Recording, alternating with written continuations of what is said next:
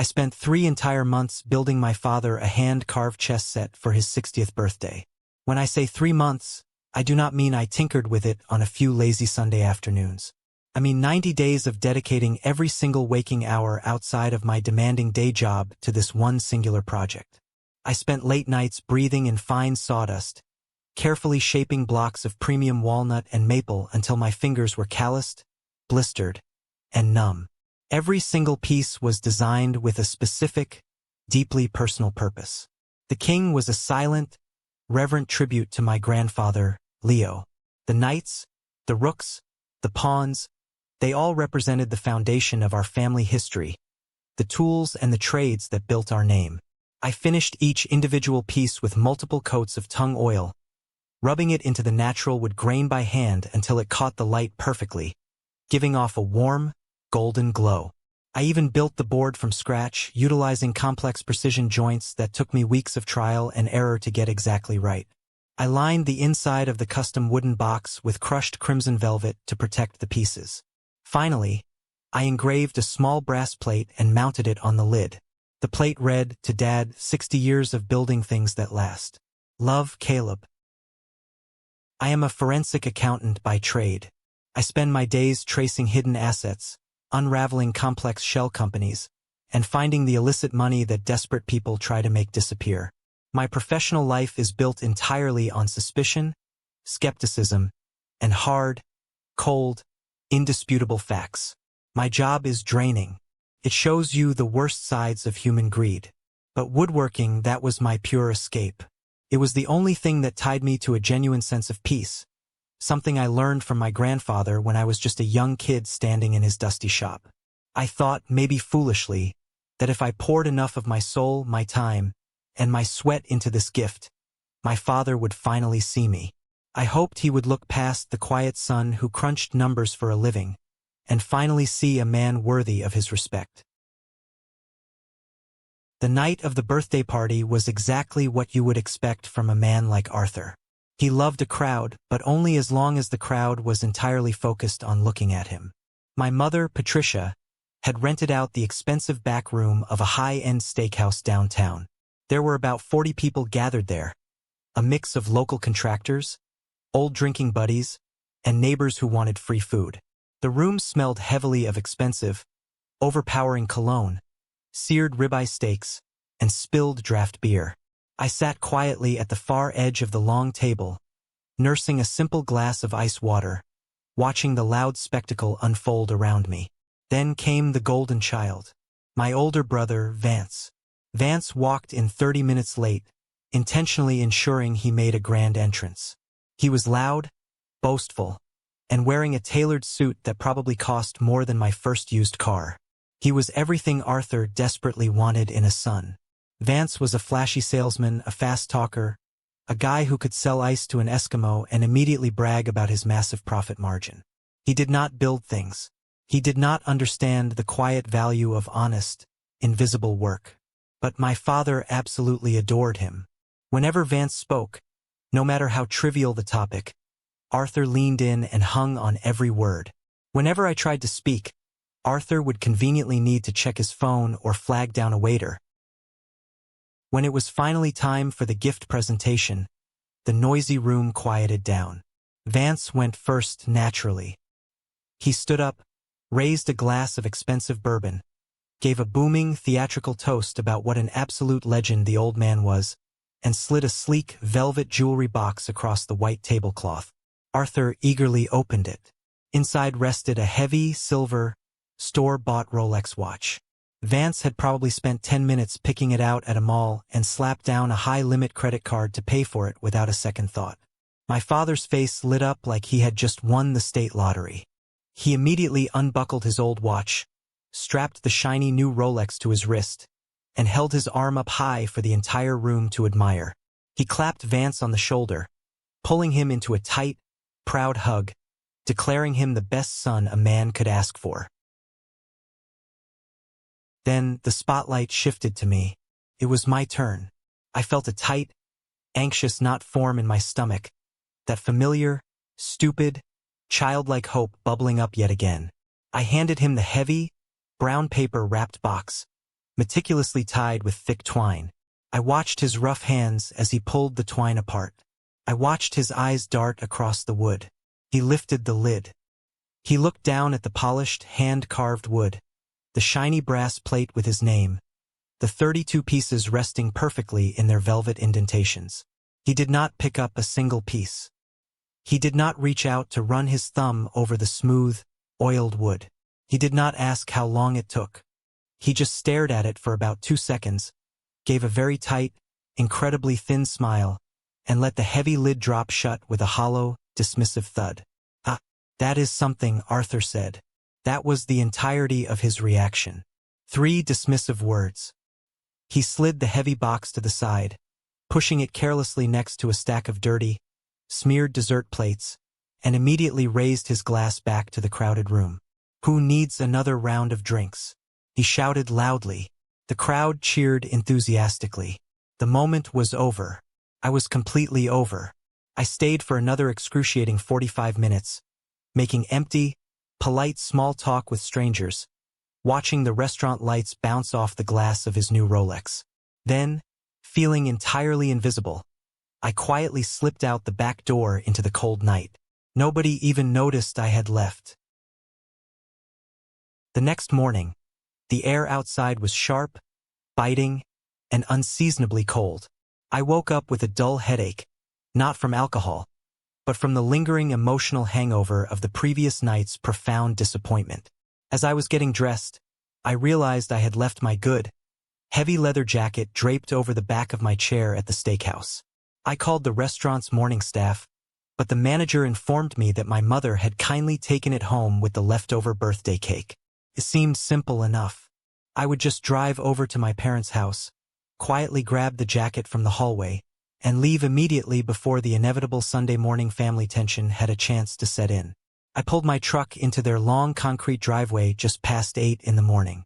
The suburban neighborhood was perfectly quiet, the kind of still, sleepy silence that only exists on a Sunday. The large garbage truck was making its scheduled rounds a few streets over, the heavy, metallic hydraulic gears grinding loudly in the distance, echoing off the houses. I put the truck in park and stepped out, the loose gravel crunching sharply under my heavy work boots. That is the exact moment when I saw it. My parents had already rolled their big, green municipal trash cans out to the edge of the curb for the morning pickup. The plastic lid on the blue recycling bin was propped open awkwardly by a broken, flattened cardboard box. And sitting right there, resting precariously on top of the regular, foul-smelling trash bin, wedged tightly between a greasy, discarded pizza box and a clump of wet, stained paper towels, was a familiar brown paper package tied with thick twine. My legs started moving toward the curb before my brain could fully process the reality of what my eyes were looking at. I walked slowly over to the garbage bins. I reached my hands right into the trash and pulled the heavy wooden box out. I examined it closely in the harsh morning light. The twine was perfectly, completely intact. The specific, complicated knot I had tied 2 nights before had not even been loosened or tampered with. He had not opened the box again.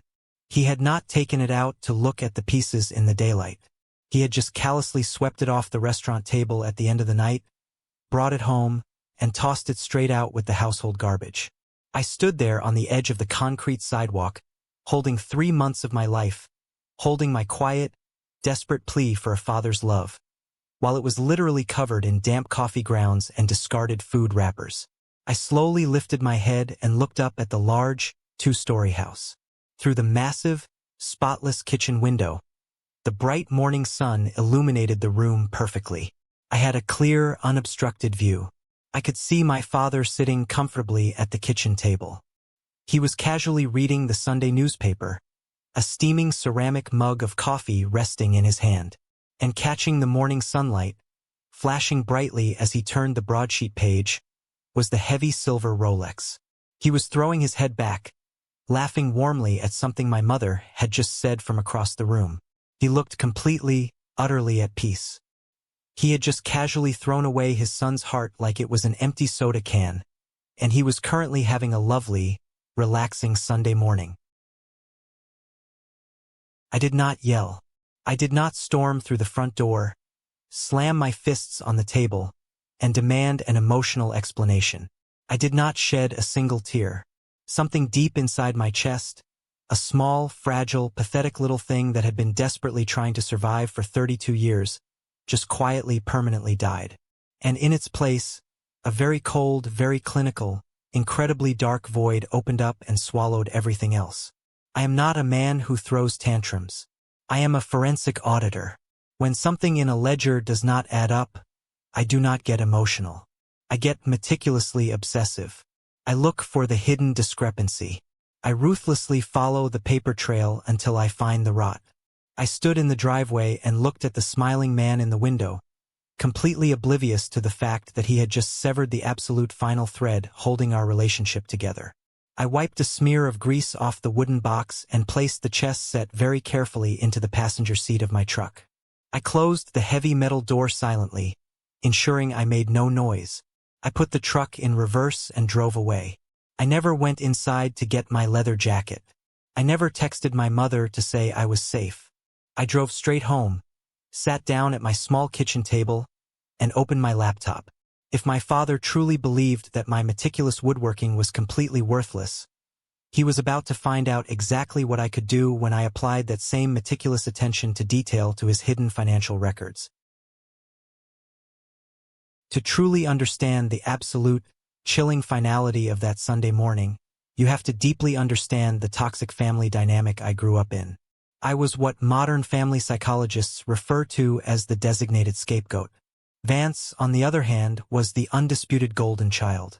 It was a classic, textbook narcissistic family structure, though I certainly did not have the proper clinical vocabulary to describe it back when I was a kid. Arthur viewed absolutely everything in life as a calculated transaction.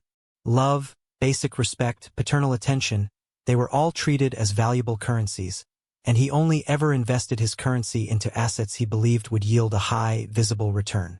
Vance was loud, athletic, aggressively confident, and highly manipulative. He learned very early on how to perfectly mirror my father's massive ego. For instance, Vance would frequently bring home a mediocre, failing report card, but because he managed to score a single touchdown in the Friday night high school football game, Arthur would immediately buy him a brand new car as a reward. Conversely, I would bring home a flawless, perfect score on a state math exam, and Arthur would merely grunt, look at the paper, and ask why I was not man enough to join the wrestling team. My mother, Patricia, was the ultimate, tireless enabler. She constantly coated every terrible situation in a thick, suffocating layer of toxic positivity. Whenever Arthur verbally belittled me at the dinner table, or whenever Vance blatantly stole money straight out of my wallet, Patricia would quickly intervene, put her hand on my shoulder and say, "Oh, Caleb, you know exactly how your brother is. Just let it go. We are family. Do not rock the boat." I spent my entire childhood and adult life desperately trying to keep the family boat steady, completely ignoring the fact that they were actively, joyfully drilling massive holes right into my side of the hull. The only safe refuge I ever had in this world was my grandfather, Leo. Leo was my mother's father. He was a quiet, profoundly stoic man with rough hands that felt like worn leather, and a heart that actually knew how to beat for someone other than himself. He lived entirely alone on a massive, beautiful piece of rural property at the far edge of the county, residing in an old, sturdy cabin surrounded by 50 acres of dense, valuable timber. While Vance and Arthur were off playing weekend golf and loudly talking about commercial real estate deals they could not actually afford, I was always out at the cabin, quietly shadowing Leo. Leo taught me how to read the complex grain of raw wood. He taught me the excruciating value of patience. He frequently told me that a real man is never measured by how loudly he talks in a room, but strictly by the integrity of the things he builds when no one else is watching him work. He actually saw me. He did not care that I was a quiet kid. He did not care that I strongly preferred complex numbers and sharp chisels over leather footballs and aggressive sales pitches. "You have a remarkably good head on your shoulders, Caleb," he used to tell me, slowly wiping fine sawdust from his heavy oak workbench. "And you deeply respect the hard work. That is incredibly rare. People exactly like your father, people exactly like your brother Vance, they desperately want the beautiful harvest, but they absolutely refuse to plant the necessary seeds. You just keep planting, son. Your time will come. Leo passed away exactly 4 years ago. It was a massive, sudden heart attack, utterly devastating to me. I was the only one who meticulously arranged the entire funeral service, because Arthur claimed he was much too busy with his business. Vance was suddenly and conveniently overwhelmed with grief and could not handle any basic paperwork, and my mother was heavily medicated just to deal with the initial shock. Immediately after Leo was buried in the ground, my parents aggressively and quickly took over the entirety of his estate. They explicitly told me that absolutely everything was being rolled directly into the family business in order to keep things legally simple. They swore to me that Leo wanted it exactly that way. I was grieving far too deeply to question their sudden efficiency. I just wanted the agonizing pain to stop. I blindly let them handle all the legalities. But as I sat alone at my laptop, vividly remembering the cold, dead, empty look in my father's eyes when he looked at my handmade gift, a deeply ingrained professional instinct began to hum loudly in the back of my brain. Financial fraud always thrives in the dark, and it is usually disguised as a necessary convenience. Keeping things simple is the absolute #1 excuse that amateur embezzlers use when they are frantically trying to hide stolen assets from the rightful owners. I realized right then that I desperately needed to see Leo's cabin again. I needed to investigate to see if the valuable seeds my grandfather had planted had been maliciously stolen before they could ever have a chance to grow. I had not been out to the rural cabin property in nearly a full year. Every time I brought it up, my parents kept making up aggressive, defensive excuses about why I absolutely could not go out there. They claimed the old plumbing was completely shot. They said the heavy roof was leaking dangerously. They mentioned they were actively thinking of selling it to a developer. They insisted it was structurally unsafe for me to be inside. However, I had a secret heavy brass spare key that Leo had quietly given me when I turned 16. I never once told my parents that I possessed it. I decided to drive out there on a random Tuesday afternoon. I officially took personal time off from my accounting firm. I needed the absolute, uninterrupted silence of the woods. When I finally pulled my truck up the long, winding dirt driveway, the entire place looked incredibly neglected. The wild weeds were growing knee-high across the front yard. The white paint on the wrap-around porch was severely peeling and flaking away. But beneath the superficial decay, the core structure was undeniably solid. Leo only built things that were designed to last for generations. I slid the heavy brass key into the lock, pushed the front door open, and stepped inside. The trapped air was incredibly stale, smelling faintly but distinctly of old cedar wood, sweet pipe tobacco, and settling dust. It smelled exactly like my safest childhood memories. I walked slowly straight through the house, heading directly to his large workshop in the back. His heavy metal tools were still hanging there, completely untouched. A fine, gray layer of dust covered the large mechanical lathe. I stood right there in the center of the room for a very long time, simply letting the profound silence wrap tightly around me. But I was definitely not there just to emotionally reminisce about the past. I was there because my professional gut, the exact same honed instinct that reliably told me when a corrupt corporate executive was actively cooking the company books, was currently screaming at me at the top of its lungs. Leo was a highly meticulous, incredibly organized man. He kept detailed written records of absolutely everything he ever did. Every single box of nails he bought, every large board he cut, every single tax dollar he owed to the government. If my parents had actually taken over the large estate as smoothly and legally as they claimed, there absolutely had to be a hidden paper trail left behind somewhere in this house. I immediately started searching the premises. I aggressively went through the rusty metal filing cabinets in his small, cramped office. I found nothing but old, paid utility bills and outdated appliance manuals. I climbed the creaky ladder and thoroughly checked the dark attic. I found absolutely nothing of value. I eventually sat down on the edge of his old wooden desk, feeling a wave of intense frustration wash over me. Then, a highly specific memory suddenly sparked in my brain. When I was exactly 12 years old, Leo was carefully replacing some rotting floorboards directly under his incredibly heavy oak workbench. He casually told me that the foundation needed to properly breathe, but I vividly remembered that he spent an awfully long time securing one very specific board with custom, hidden screws that he had modified himself. I immediately got down on my hands and knees on the dirty floor. I crawled awkwardly under the heavy workbench. The surrounding wood was dark with decades of age and spilled oil, but I systematically ran my bare fingers firmly along the tight seams. Right there I felt it, a very slight, almost imperceptible depression in the wood. I quickly grabbed a flathead screwdriver from the hanging tool rack and carefully wedged the sharp metal tip directly under the edge of the board. I applied heavy pressure. With a loud, sharp crack, the board popped up and out of place. Underneath, resting perfectly in a custom hollowed-out cavity between the heavy floor joists, was a thick, heavy, fireproof metal lockbox.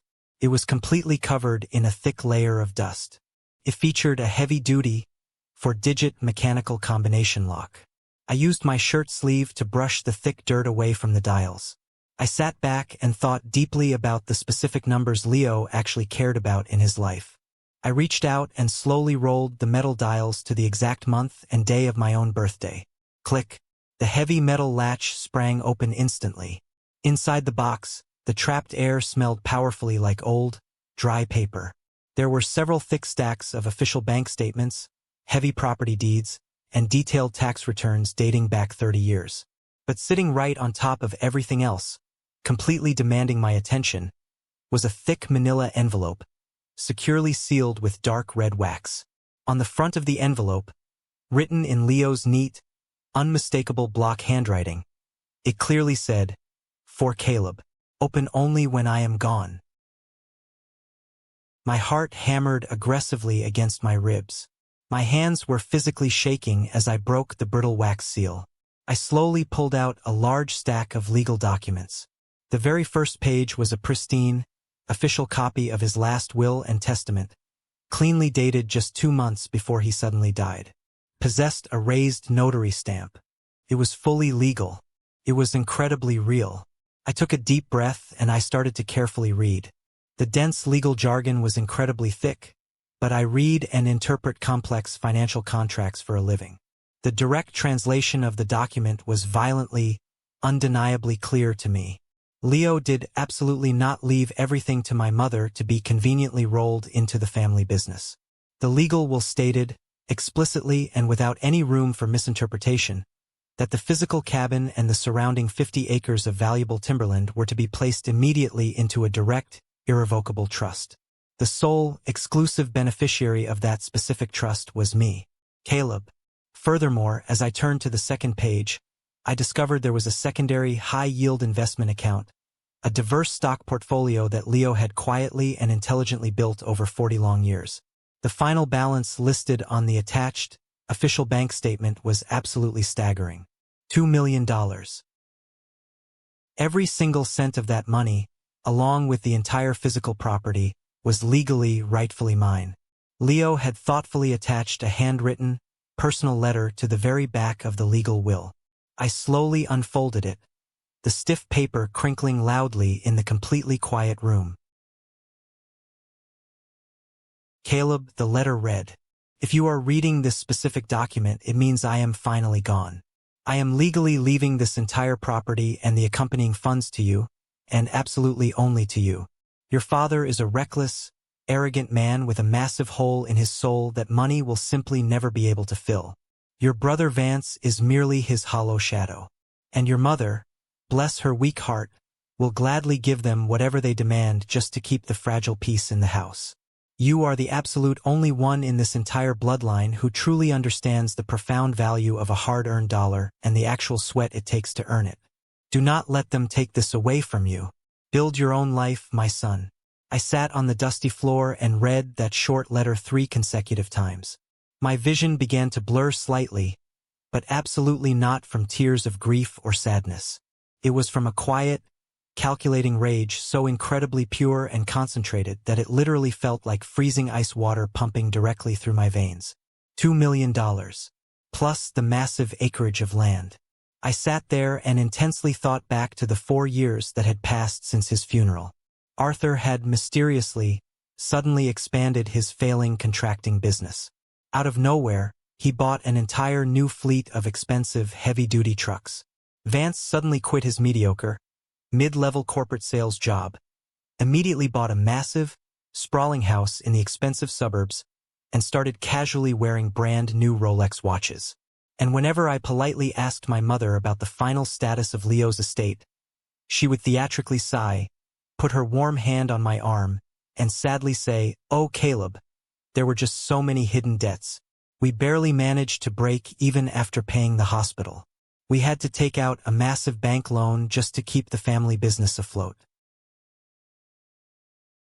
They lied to my face for 4 years.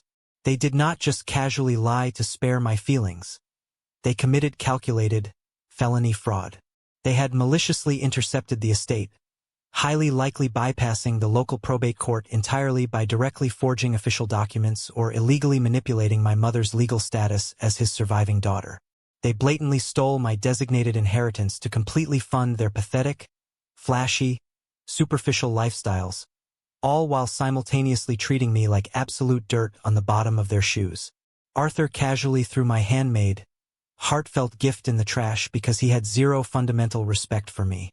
Why on earth would he ever respect a man he had already successfully robbed blind without facing any consequences? That was the exact, precise moment the concept of the good son died inside of me forever. The pathetic Caleb who desperately tried to earn his father's elusive love. The weak Caleb who stayed completely quiet just to keep the peace. The foolish Caleb who spent months carving chess sets for men who did not deserve to even look at them. He died right there on the dirty, dusty floor of that old cabin. I carefully, methodically put all the original documents back into the thick manila envelope.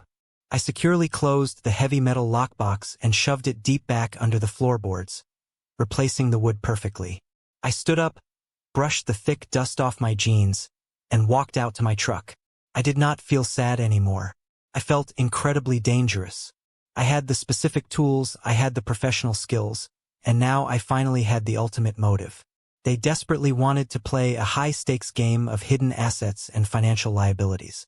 They were about to learn the hard way that they had just picked a fatal fight with the forensic auditor. I drove straight back to my small apartment, securely locked the heavy front door behind me, and immediately set up my professional command center on the dining table. I brewed a massive, incredibly strong pot of black coffee. I hooked up 2 large, high-resolution external monitors to my powerful work laptop. I am a highly trained forensic accountant. When I want to find out exactly where missing money went, I absolutely do not need to physically break into a house, and I certainly do not need to hire a shady private investigator. I just need a stable internet connection and unrestricted access to public and government records. Arrogant people always leave massive digital fingerprints everywhere they go, especially financially illiterate people who genuinely think they are much smarter than the legal system. I started my meticulous investigation with the local county property records. These specific documents are completely public domain if you actually know which obscure database to query and how to navigate the archaic search interface. I quickly typed in the exact physical address of Leo's rural cabin. The screen loaded slowly, eventually populating the entire historical chain of title. There it was, glaring at me in black and white. Exactly 3.5 years ago, merely a few short months after Leo tragically died, an official quitclaim deed was legally filed with the county clerk. A quitclaim deed is a very fast, incredibly sketchy, and highly suspicious way to transfer property ownership between parties without conducting a traditional, transparent real estate sale. According to the scanned document on my screen, the property was aggressively transferred straight from Leo's estate directly to a newly formed corporate entity. The exact registered name of the receiving entity was LV Holdings, Limited Liability Company. LV, Leo and Vance? Or maybe it was just Vance, feeding his own massive ego. I immediately accessed the state's official Secretary of State Business Registry portal. I paid the small digital fee and pulled the complete articles of organization for LV Holdings, Limited Liability Company. The formally registered agent, the person legally responsible for receiving court documents, was listed as Arthur. However, the sole managing member, the individual possessing 100% of the voting and financial rights, was explicitly listed as Vance.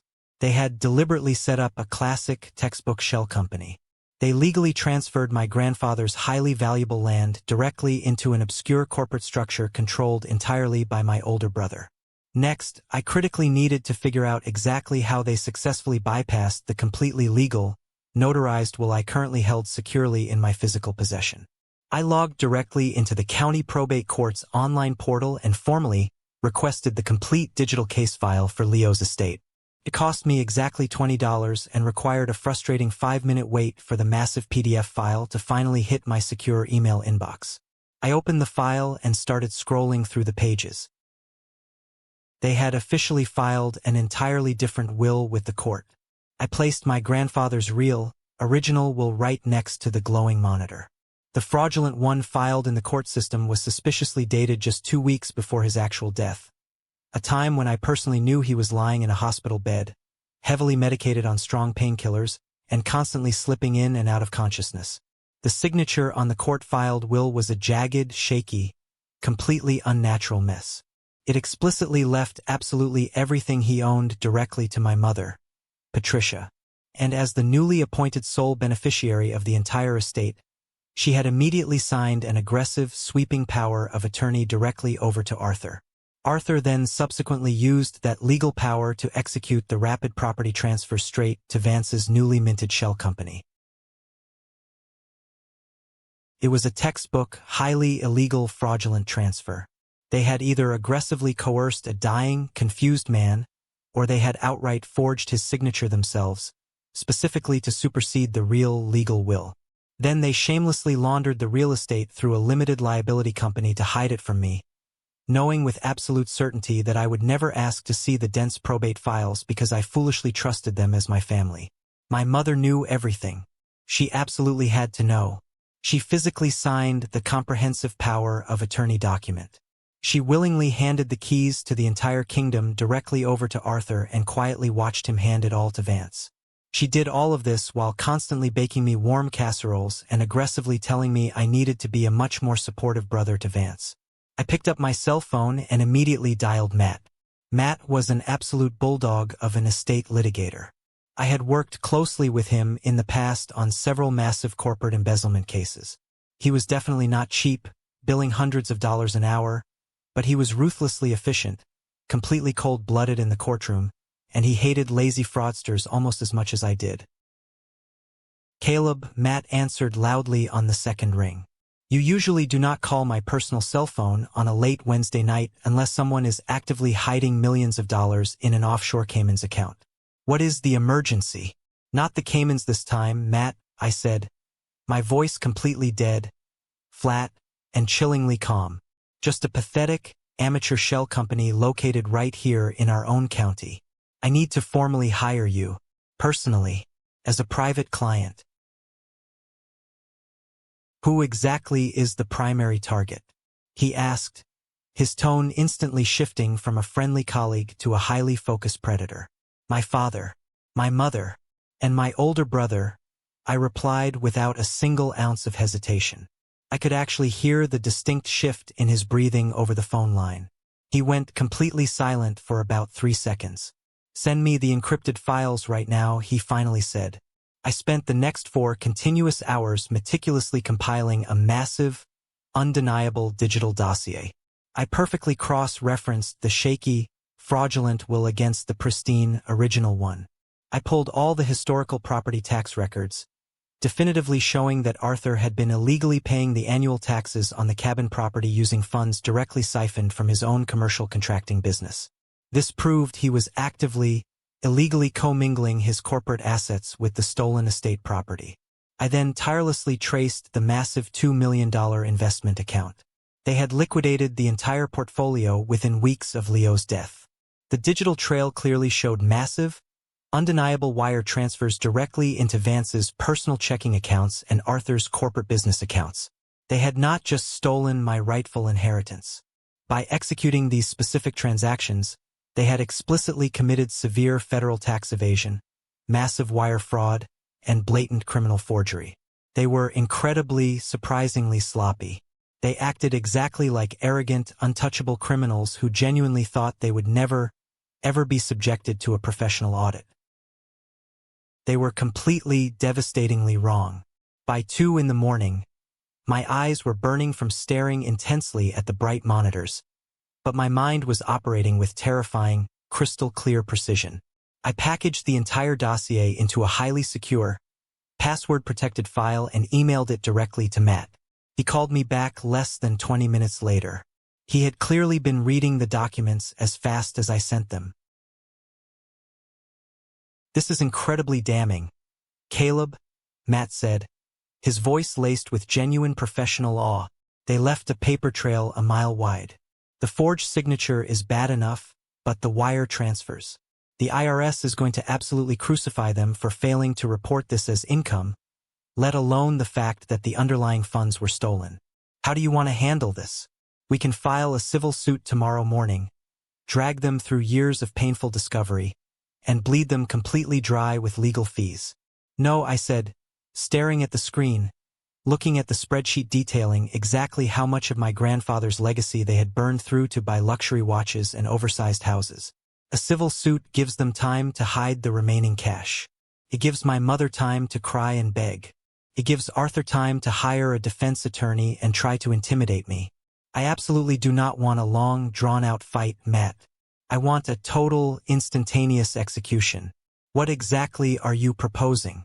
Matt asked. "We do not just sue them," I explained, my voice barely above a whisper. "We weaponize the federal government.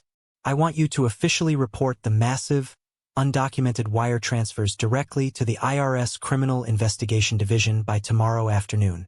Simultaneously, I want you to file a massive fraud claim directly with the county probate court. Do not give them a single warning. Do not send a polite demand letter. I want an aggressive, emergency ex parte injunction to instantly freeze every single bank account associated with Arthur's business, Vance's personal finances, and the shell company. I want them completely paralyzed before they even realize they are under attack." Matt let out a low, impressed whistle. "That is the nuclear option, Caleb. Once we hit that specific button, there is absolutely no going back. Your family will be completely, utterly destroyed." "They are not my family, Matt," I replied, staring blankly at the empty space on my desk where the wooden chess set used to sit. "They are just liabilities. Freeze the accounts."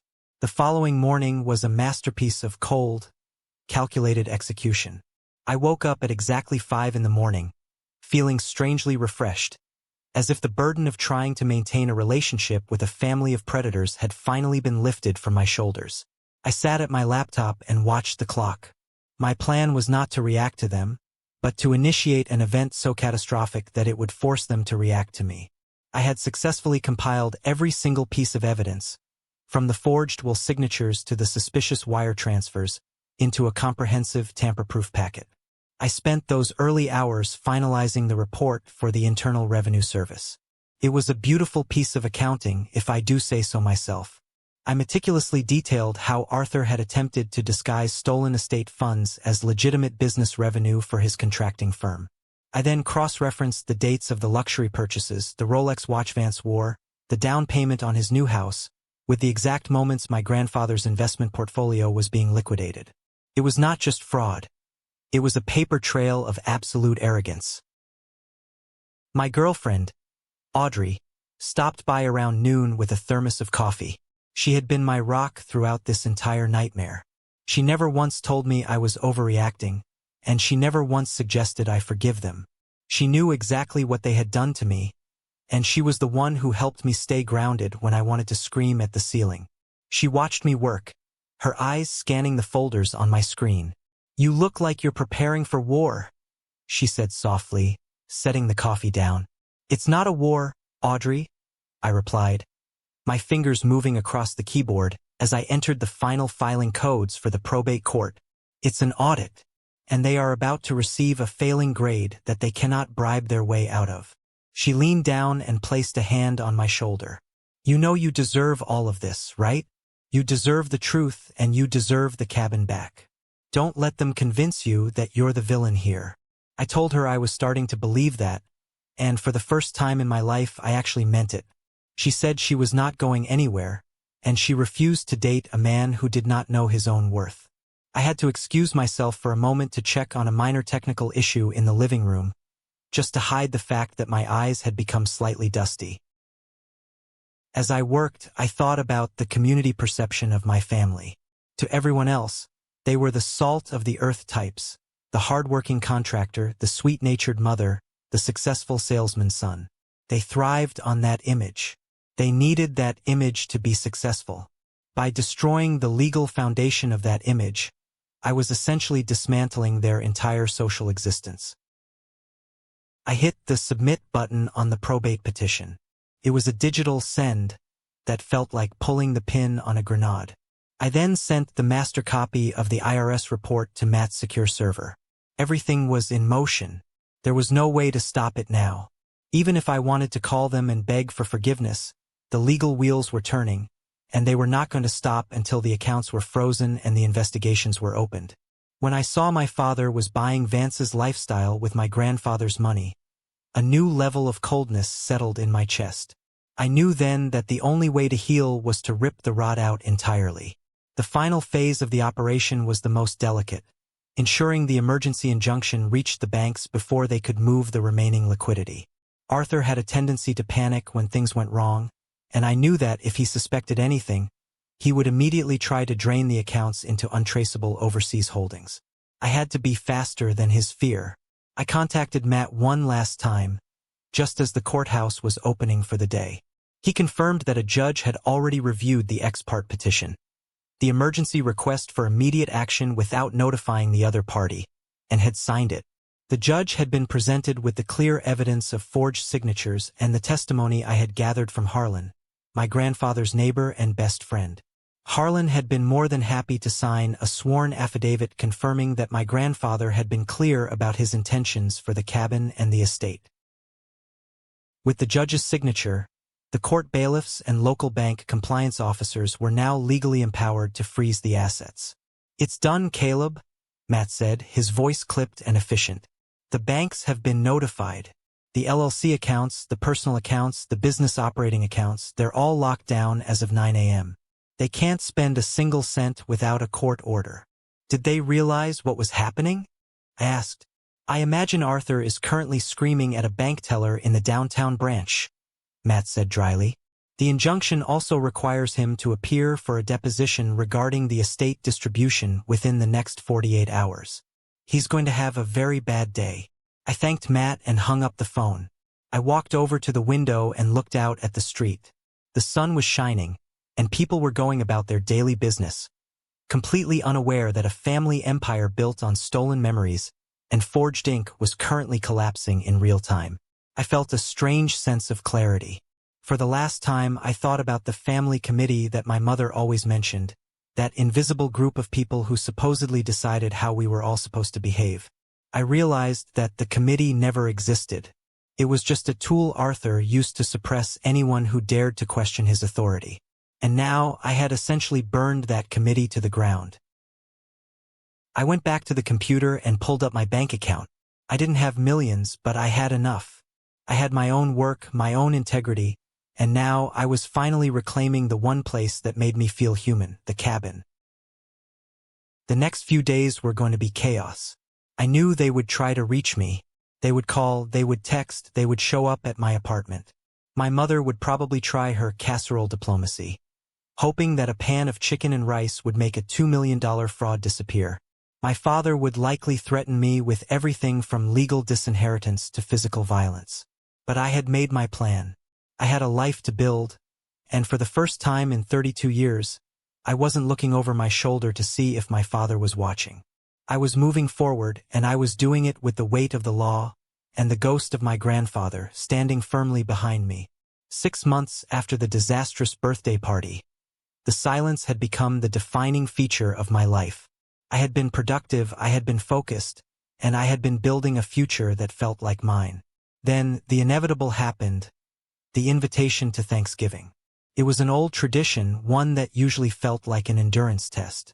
My mother had texted me, asking me to come to the house, saying that it was time to move on and be a family again. I agreed to go. I didn't go because I wanted to be a family, and I certainly didn't go because I had moved on.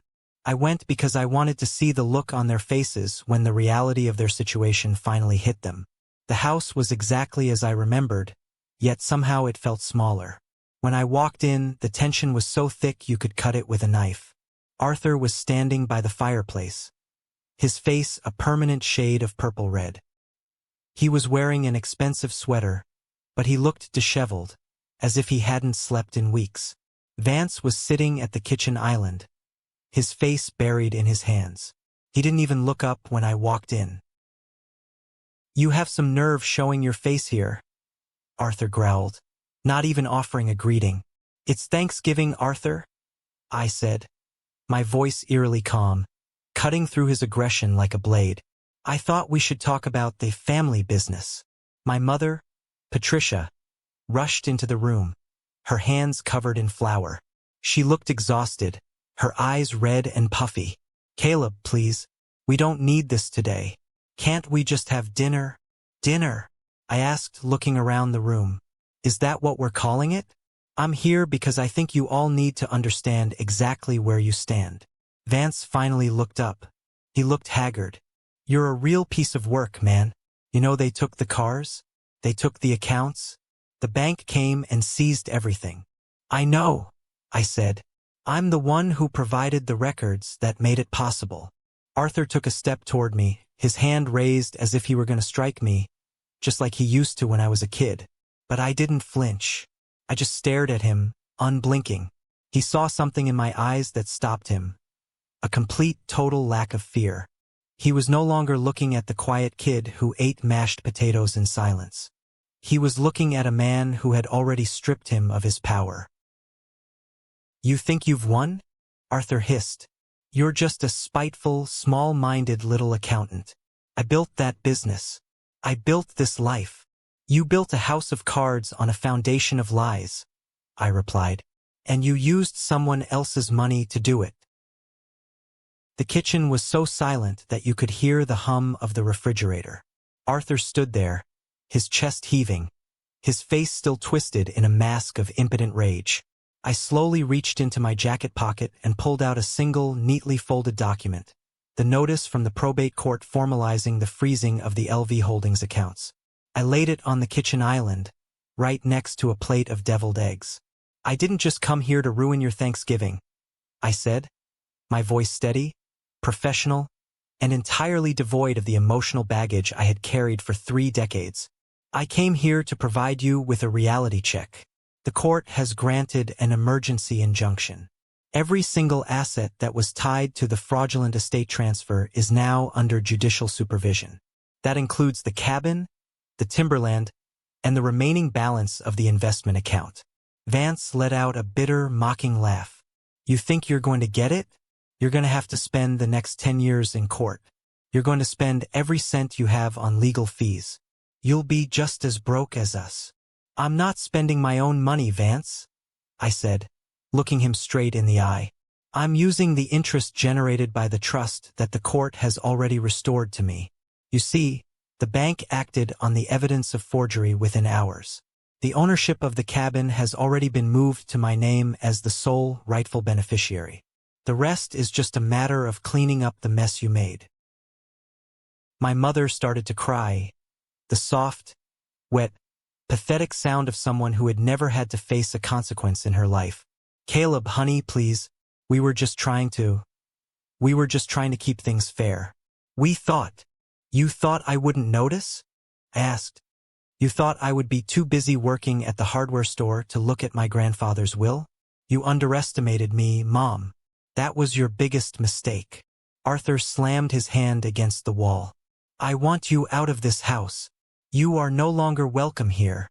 "I wasn't planning on staying," I said, turning toward the door. "I just wanted to make sure you understood that there is no family anymore.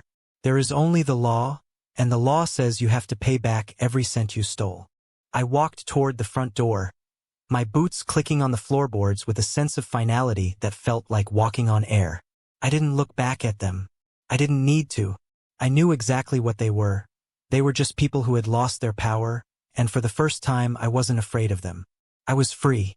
As I opened the front door, I heard Vance shout, "This isn't over. We'll sue you into the ground." I didn't even turn around. I just walked out into the cold November air, feeling the weight of 30 years of inadequacy finally falling off my back. I got into my truck and started the engine. I was heading to the cabin. It was mine, and for the first time I knew it would stay mine. I was not just the quiet kid who carved wood anymore. I was the man who had looked at the rot in his own family and had the courage to cut it out. I felt a weird sense of peace, the kind that comes after a long, difficult job is finally, successfully completed. I didn't care about their anger. I didn't care about their excuses. All I cared about was that I had finally, truly, and completely seen them for what they were. And they had finally seen the truth of who I was. It was a beautiful day. The final act of their downfall wasn't a shouting match or a dramatic scene in a courtroom. It was the slow, inevitable grinding of the federal audit process. I didn't have to do anything else. I didn't have to show up to their hearings or watch their bankruptcy proceedings. Once the IRS Criminal Investigation Division had the evidence I provided, the system took over. There is something inherently terrifying about the federal government when it decides someone has committed tax fraud. They don't care about your family arguments, they don't care about your intentions, and they certainly don't care about your excuses for why you stole $2 million. They only care about the math. And when the math is as broken as Arthur's ledger, they strike with surgical precision. About 2 weeks after my final visit to their house, I got an email from Matt. "Caleb," the message read, "the IRS has issued a formal assessment against your father and brother for back taxes, penalties, and interest. The total amount is nearly $3 million. They've also referred the case to the U.S. Attorney's Office for potential prosecution regarding the wire fraud. It's a total collapse." I read the email, closed my laptop, and went back to my workbench in the cabin. The smell of the cedar was overwhelming, a stark, beautiful contrast to the sterile, cold atmosphere of my parents' house. I picked up a block of wood, a piece of cherry that I had been saving for a special commission, and started to carve. My life had completely transformed. The business had reached a level of success I never imagined possible. Orders were coming in from all over the country, and I was finally charging what my work was actually worth. I wasn't playing small anymore. I wasn't asking for permission to matter. A month later, the court finalized the transfer of the assets. The cabin was legally entirely mine. The land was clear. The trust was restored.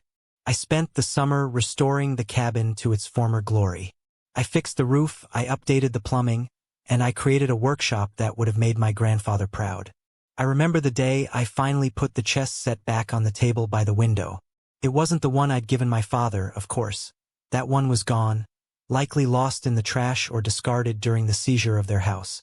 I had made a new one, a better one, and placed it on the table as a constant reminder of the journey I had taken. My mother called me once. She was crying, saying that they were being evicted and that they had nowhere to go. I didn't say anything for a long time. I just listened to her sob, a sound that used to make me feel guilty but now made me feel absolutely nothing. "I'm sorry, Mom," I said finally, "but I don't have the resources to bail you out. And frankly, after what you did to Leo's memory, I don't have the heart to try." I hung up the phone and blocked her number. I didn't feel cruel. I felt like I was finally setting a boundary that should have been set 30 years ago. I invited Audrey to stay at the cabin that weekend. It was the first time we were really together in the space I had reclaimed. We sat on the porch, watching the sun set behind the trees, listening to the birds in the forest. "You did it," she said, leaning her head on my shoulder. "You really took it all back." "I didn't just take it back, Audrey," I said, looking out at the woods that were now legally mine. "I took myself back. I wasn't the scapegoat. I wasn't the quiet son who ate mashed potatoes in silence. I was Caleb. I was a man who built things, a man who understood the value of the truth, and a man who refused to be invisible any longer." The wind blew through the trees, a low, haunting sound that seemed to carry the memory of my grandfather's voice. "Show me what you see in there," he would say. And I finally knew exactly what I saw. I saw a future, a home, and a life that was finally, truly, entirely mine. I didn't need their approval. I didn't need their applause. I had the work, I had the truth, and I had the peace that only comes from knowing you are exactly where you are supposed to be. It was finally completely enough. The fallout was absolute. Within a year of my initial audit report, the family business had been completely liquidated. Arthur had been stripped of his contracting license, which meant he was essentially unemployable in the town where he had spent 40 years building a reputation. Vance, having lived his entire adult life off the stolen funds, found himself back at square one, but without the skills or the humility to start over from the bottom. I saw them once by complete accident. I was in town picking up a load of lumber from the hardware store where I used to work. I saw a car pull into the lot, a beat-up, 10-year-old sedan that had seen much better days. Arthur climbed out. He looked smaller, thinner, and much, much older. His face was etched with lines of perpetual stress. He didn't see me, and I didn't acknowledge him. I just sat in my truck and watched him walk into the store. A man who had once owned the town now reduced to checking prices and looking for the cheapest options. There was no joy in seeing him like that. There wasn't even a sense of triumph. It was just a cold, clinical observation of a system working exactly as it should. If you build your life on fraud, you eventually have to face the audit. I moved forward. Audrey and I officially moved into the cabin, though we did a significant amount of renovation to bring it up to modern standards. We kept the workshop exactly as it was, the soul of the house. We ended up adopting 3 rescue dogs, and a cat named Hank who possessed a particularly judgmental personality, spending his days watching us from the highest shelves in the cabin. The business continued to thrive. My waitlist was now at 6 months, and I had started to get interest from high-end interior design firms in Nashville and Atlanta. I wasn't just a woodworker anymore. I was a craftsman whose pieces were becoming recognized for their precision, their detail, and their patience. I realized, during one particularly quiet evening in the workshop, that the money from the trust, that original $2 million I had fought so hard for, wasn't actually the most valuable thing I had gotten back. It was the space. It was the ability to work in an environment where I wasn't constantly being evaluated by people who didn't understand the craft. It was the freedom to create without the fear of being dismissed.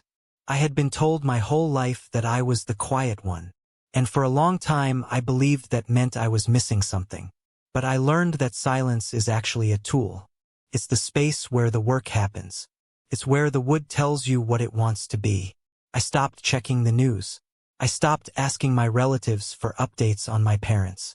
The bridge was burnt, the fire was out, and I had no interest in crossing back over. Every once in a while, I would hear a rumor from a cousin. Arthur was working a manual labor job in a neighboring county. Vance had moved to a different city and was trying to start over in some low-level sales position. I would just shrug and go back to my chisel. It didn't matter anymore. They were no longer characters in my life. They were just part of the story I had finished writing. And the story was finally, truly my own. I realized that the most powerful thing you can do when you are being ignored or used is to simply walk away. Don't look for an explanation, don't look for an apology, and don't waste another second trying to change their minds. Just build your own house, plant your own seeds, and wait for your own harvest. I finally understood what Leo meant. He was right. People like Arthur and Vance were always obsessed with the harvest, always looking for the next shortcut, the next big deal, the next way to get ahead without doing the work. But they always forgot that you can't have a harvest if you don't respect the process. I respected the process, and I had everything I had ever wanted. The cabin became more than just a place to live. It became a testament to a different way of existing in the world. People started to hear about it, not as a display of wealth, but as a center of craftsmanship. I started hosting small workshops in the barn for kids who, like me, didn't fit into the loud, competitive mold of the school sports system. I taught them how to hold a chisel, how to read the grain of the wood, and how to understand that the things we make are a reflection of who we are. One Saturday, A father brought his 10-year-old son to the shop. The boy was shy, quiet, and kept his head down, clearly uncomfortable in a room full of strangers. He reminded me so much of myself that it was like looking at a photograph of my own past. I spent a good hour showing him how to handle a small carving knife, keeping my hands steady and my instructions simple. We carved a small bird, the same kind I had carved with Leo all those years ago. When the boy finally finished, he looked at the bird, then looked at me, and for the first time he smiled. A big, bright, genuine smile that lit up his entire face. "You see that?" I asked him. "You did that. Nobody else did it for you. You created it with your own hands." The father looked on, and I could see the pride in his eyes. He wasn't pushing his son to be a star. He was just giving him the space to be himself. It was a simple, beautiful moment, and it gave me more satisfaction than any financial audit ever had. Audrey and I were married on the porch of the cabin the following spring. It wasn't a massive, expensive event. We invited a few close friends, some people I had worked with over the years, and a few neighbors who had actually been there for me when things were hard. My family wasn't there, and I didn't miss them for a single second. I realized that the people who were there were my real family, the ones who saw me, the ones who supported me, and the ones who valued the work I did. The life I built wasn't defined by the absence of Arthur and Vance. It was defined by the presence of things that actually mattered. It was defined by the honest work in the shop, the quiet companionship of my wife, the messy, energetic presence of the rescue dogs, and the daily reminder of Leo's legacy sitting on the workbench. Sometimes, late at night, I would sit in the shop and just listen.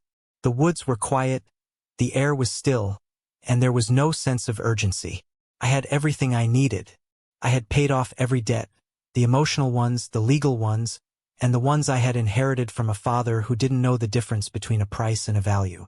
I didn't need to look for approval anymore. I was the master of my own craft, the owner of my own home, and the architect of my own happiness. I spent my days building things that lasted, and I knew that the foundation I had laid was solid. The story had reached its natural conclusion, and I felt nothing but a profound, overwhelming sense of gratitude. I looked at the chess set one last time, the pieces resting perfectly on the board, ready for the next move. But there was no game left to play. I had already won. I had won the only game that mattered, the game of living a life that was finally, truly, and undeniably my own. The wood grain was beautiful. The work was finished. And for the first time in my life, I was exactly where I was meant to be. It was, in every single way, enough.